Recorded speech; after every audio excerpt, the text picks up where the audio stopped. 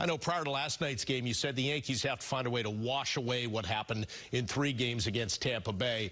A win does that, but then having your ace on the mound in Game 2 can do that as well. It just makes you feel even more excited if you're the Yankees. Aaron Boone talks about it all the time, how excited he is when he has his ace on the mound.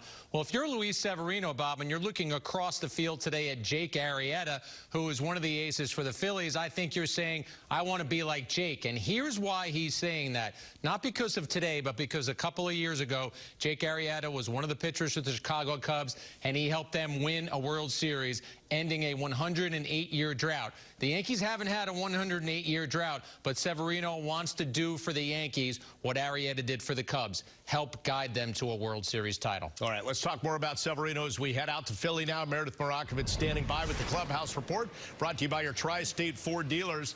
And I want to kind of echo what I said to Jack. Amazing how the perspective changes for a Yankees team that lost 3 against Tampa Bay at the Trop, but then comes to Philly. Whole new change of perspective now with Severino on the hill.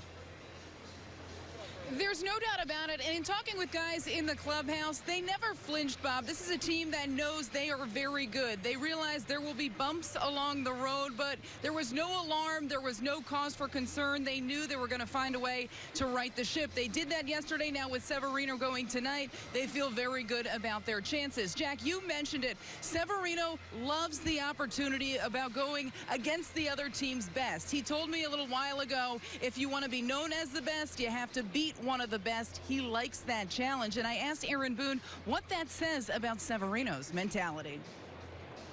Well, as I've said to you guys a lot, it's one of the things that stuck out to me right away about him as I got to know him in spring training is his drive to be great and his desire to be the ace of a staff, to be one of the game's best pitchers. And the way he goes about his business, you can see that intent and with that in mind. And you know, the one thing about Sevy is he's never satisfied, and he takes a lot of pride in taking the ball today and wanting to get us deep into the game and wanting to shut the other team down. And you know, he has all the qualities that you look for, obviously, in an elite pitcher. Right now, Severino is tied with Corey Kluber for the most wins in Major League Baseball with 11. Now, how he'll fare against Jake Arrieta in the batter's box, that remains to be seen. His main job is to keep those Phillies bats at bay. Meanwhile, Giancarlo Stanton will try to send Arrieta home early. Stanton really has been heating up lately. He has 7 hits in his last 8 at-bats and earlier. I spoke with hitting coach Marcus Timms to ask what adjustments Giancarlo Stanton has made at the plate. The main thing, he's just trying to get started sooner so he can recognize pitches better. And even in his cage work, he's been doing it, batting practice, and it's starting to pay off in games.